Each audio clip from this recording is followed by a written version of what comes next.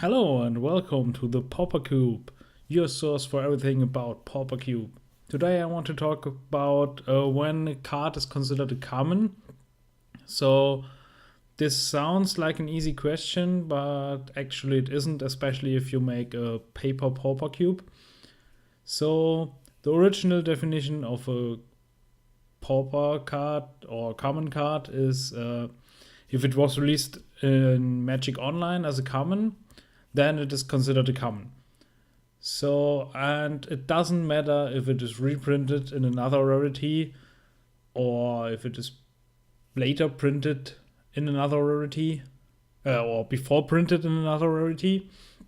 So, for example, Counterspell was printed as a common and later reprinted as an uncommon.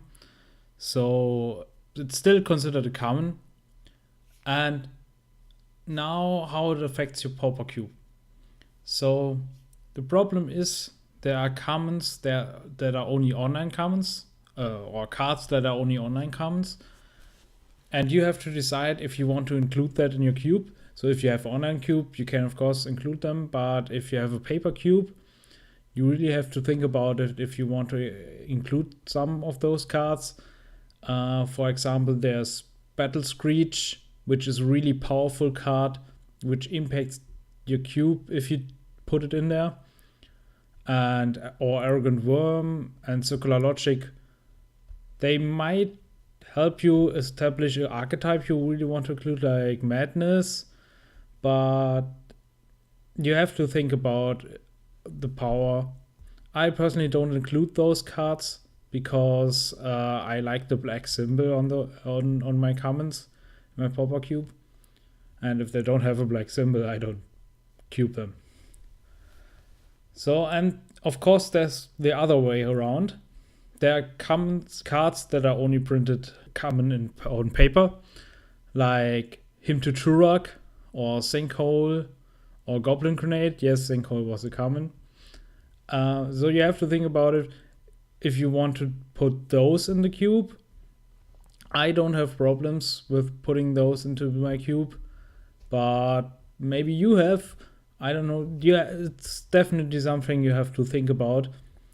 And I think that was one of the most stuff I thought about when is a common, and do I put only paper commons in it or online only commons too?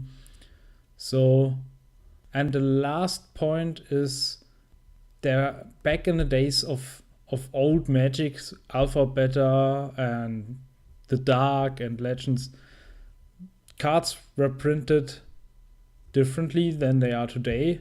So they had a common sheet and a rare sheet, but they printed some cards 2 or 3 times on a common sheet or only once, and on the rare sheet too. So they now get oracled as common or uncommon depending on what it is.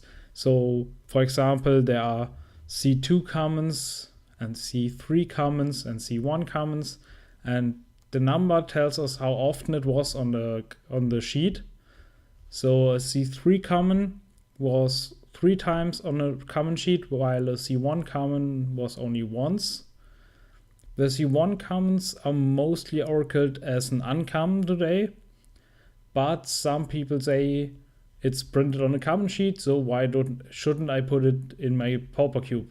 That leads to very powerful cards being able to put into your cube, and you really have to consider if you want stuff like that. The most famous example for this is probably Maze of Ith. Maze of Ith is a really powerful card, and most people don't think it's a common, but it was printed on a common sheet as a C1, so today it's considered an uncommon, and you may want to play with it, but you really have to consider if you want to put it in your cube, because maybe you don't want to play against it. So this is the third point you have to think about. And the last point I want to talk about are banned cards in Pauper. There are banned cards in Pauper, and you have Also think about if you want to put band cards in your cube.